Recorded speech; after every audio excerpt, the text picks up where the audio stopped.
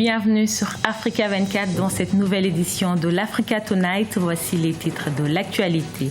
Contentieux électoral au Gabon, la Cour constitutionnelle a jusqu'au 23 septembre pour rendre le verdict des résultats de la présidentielle du 27 août 2016.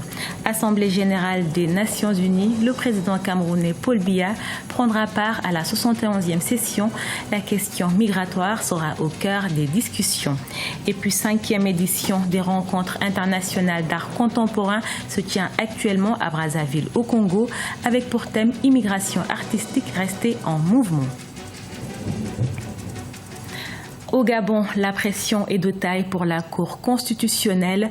La juridiction a jusqu'au 23 septembre pour rendre le verdict des résultats de la présidentielle du 27 août 2016.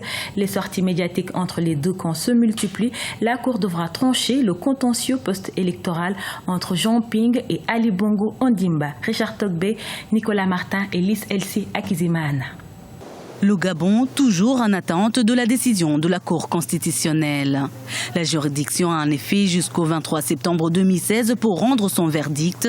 Présidée par Marie-Madeleine Moranto, cette cour est à pied d'œuvre depuis qu'elle a été saisie par le candidat Jean Ping le 8 septembre 2016. Les juges rapporteurs chargés de l'instruction examinent en effet les recours déposés et analysent les mémoires de défense des avocats d'Ali Bongo Ondimba. Nous avons fait observer dans nos mémoires que Monsieur Jean Ping assoit sa demande sur la base, dit-il, de la copie de 174 procès-verbaux, alors que la province du Haut-Ogooué compte au total 297 bureaux de vote, ce qui veut dire que notre adversaire fonde ses prétentions sur la moitié des résultats du scrutin de cette province. Nous avons également fait observer que du fait des fraudes ainsi que des violences et des dissimulations, nous estimons qu'il y a eu des manipulations du scrutin et que ces manipulations ont consisté à la fabrication par le requérant de faux procès-verbaux. En attendant, les sorties médiatiques des deux camps se multiplient. L'un met en doute l'impartialité de la Cour et l'autre promet de s'en remettre en la décision des juges constitutionnels. Mais pour l'ancien ministre de la Justice, Séraphin Mundunga, qui a démissionné le 5 septembre, peu après l'annonce des résultats provisoires, le recomptage des voix reste une exigence des Gabonais. J'ai perçu que si les résultats étaient rendus publics, sans le recomptage par le ministère de l'Intérieur, il y aurait de graves violences dans le pays. Et j'ai eu raison parce qu'on ne m'a pas suivi. Le 31, on a rendu public les résultats et il y a eu un carnage dans le pays. La volonté n'est pas de dire que j'accepte ou que je refuserai la décision de la Cour constitutionnelle. Je dis il faudrait que la décision de la Cour constitutionnelle fasse suite à un recomptage préalable des résultats, bureau de vote par bureau de vote. Pour l'heure, la Cour constitutionnelle affirme travailler dans la sérénité. Elle espère par ailleurs donner sa décision dans les délais et là jusqu'au 23 septembre 2016 pour rendre sa décision. Une décision qui devrait normalement mettre un terme à la crise post-électorale que traverse le Gabon. Toujours au Gabon, à quelques semaines de la rentrée scolaire et en attendant le verdict de la Cour constitutionnelle dans le cadre du contentieux post-électoral, notre envoyé spécial Thierry Gogong s'est rendu auprès des libraires et commerçants de Libreville observer l'impact de la crise politique sur leurs activités. Alors nous sommes le samedi 17 septembre et dans moins d'une semaine, la Cour constitutionnelle du Gabon va rendre son verdict dans le contentieux post-électoral pour le compte bien sûr de la présidentielle. Alors nous sommes ici au marché de l'ancienne gare routière. On est allé à la rencontre des libraires afin de voir si les parents d'élèves se bousculent pour préparer la rentrée de leurs enfants. Jusqu'ici, les choses vont encore un peu lentement, mais nous avions espoir que les choses iront. Et vu la situation actuelle, nous sommes quand même confiants et les choses feront bon train. On attend jusqu'au 23 pour le dernier procès de la Cour constitutionnelle. Donc si l'école va reprendre son cours normal ou pas, parce que déjà on peut dire que dans la fonction, l'administration déjà ne fonctionne pas parce que on attend tous les résultats. Donc disons pour moi je peux pas dire normalement que ça va prendre parce qu'on est toujours dans l'inquiétude. Autre secteur d'activité commerciale, nous sommes allés du côté des grands magasins. Là on parle de morosité même si on reste quand même optimiste. On reçoit les clients mais pas comme il faut.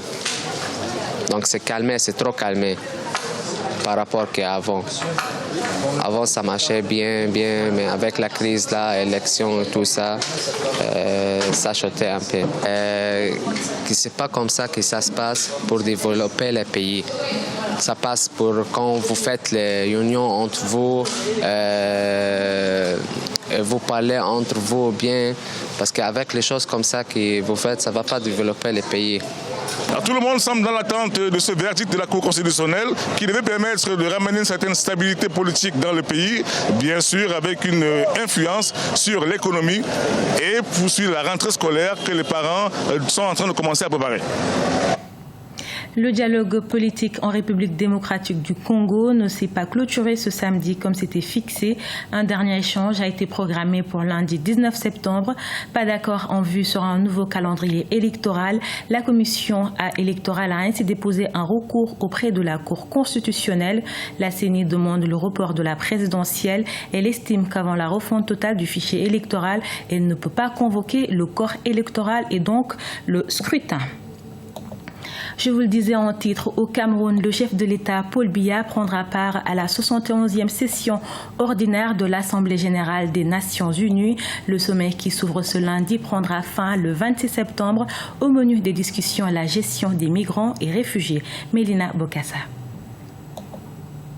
Le président Paul Biya prendra part à la session de l'Assemblée générale des Nations unies ce lundi 19 septembre 2016 à New York aux États-Unis. Pour la première fois, l'Assemblée générale va se consacrer aux questions de déplacement massif des réfugiés et des migrants. Cette assemblée va réunir 193 États membres de l'ONU et le Cameroun, membre de cette organisation depuis le 20 septembre 1960, entend bien faire entendre sa voix. Le Cameroun est concerné par le problème de migration, notamment les réfugiés, pour cause des crises politiques dans le pays. Dans la partie septentrionale du Cameroun, notamment dans la région de l'Extrême Nord, il y a le camp de Minao qui accueille de nombreux réfugiés fuyant les vibrations de Boko Haram au Nigeria.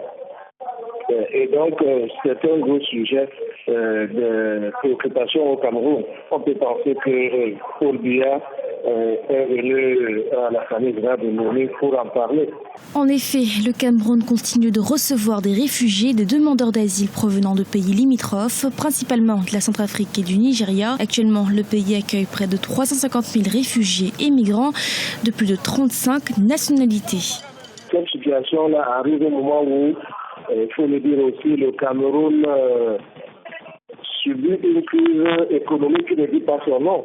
Il y a l'énorme problème financier au niveau des finances publiques. Et donc, la gestion de ces réfugiés dans la partie nord et à l'est du Cameroun, parce qu'il y a encore des déplacés causés par les troubles en République centrafricaine qui sont parqués au niveau de la région de l'Est. Donc, ça demande énormément d'efforts au niveau financier, au niveau de l'organisation et de l'accueil de ces déplacés, de ces réfugiés-là. Le Cameroun continue d'appliquer une politique d'ouverture des frontières à l'égard des demandeurs d'asile. Il est en effet signataire de tous les grands traités sur les réfugiés, dont la Convention de 1951. En outre, le Cameroun a adopté en juillet 2005 une loi définissant le cadre juridique de protection des réfugiés, entrée en vigueur en novembre 2011. Cette réunion sera donc l'occasion de proposer un plan d'action qui viendra renforcer la gestion des migrations internationales. Avec pour thème immigration artistique restée en mouvement, la 5e édition des rencontres internationales d'art contemporain se tient actuellement à Brazzaville au Congo. Près de 40 artistes venus de divers pays d'Afrique y prennent part. Jusqu'au 24 septembre 2016, l'événement va permettre aux artistes congolais de découvrir les artistes d'horizons divers. C'est un reportage de notre correspondant Deva Ponzo. Situé dans le 2e arrondissement de Brazzaville à Bas-Congo, les ateliers SAM abritent depuis le 5 septembre la 5e édition des rencontres internationales d'art contemporain. Cette édition a réuni près de 40 artistes venus du Gabon, du Togo, du Sénégal, du Tchad, de la République démocratique du Congo, de la Côte d'Ivoire, du Burkina Faso, du Mali et du Cameroun. Cette année, l'atelier design vient s'ajouter aux ateliers de critique d'art plastique, de vidéo et performance et de peinture. Le but justement, c'est un moment de partage et de réflexion Et une fois ce moment passé, le résultat est présenté donc au public. Ce qui est sûr, c'est qu'il règne une bonne ambiance. Maintenant, il peut se passer quelque chose, mais ça c'est rien. Ça peut même stimuler la création. Mais la difficulté elle est financière, mais ça n'empêche pas que la RIAC ait lieu. Depuis 2012, les RIAC sont devenus un rendez-vous important pour les artistes du continent et d'ailleurs. Ainsi, ces derniers sont soit recommandés ou ils écrivent directement à l'organisatrice afin de pouvoir y participer. L'atelier SAM est situé dans un environnement discret qui favorise la concentration et l'inspiration des artistes. L'aspect du groupe, l'aspect de rester ensemble, de passer du moment ensemble, de changer des idées et de parler sur tout et de rien, me donne une autre horizon. Ça m'ouvre la tête et je trouve que les environnements comme ça sont très très appropriés pour la création artistique. Chez moi au Tchad, on n'a pas ce genre de rencontres pour pouvoir former des jeunes ou bien encore pour pouvoir acquérir ces techniques pour pouvoir critiquer les œuvres que font nos peintres, nos artistes en général. Et donc quand j'avais eu cette invitation, je me suis préparé et voilà que je suis ici dans ce cadre. En 5 éditions, Bill Kwelani continue à promouvoir l'art avec succès malgré les difficultés financières. Les RIAC 2016 se referment ce 24 septembre par une grande exposition à l'atelier SAM.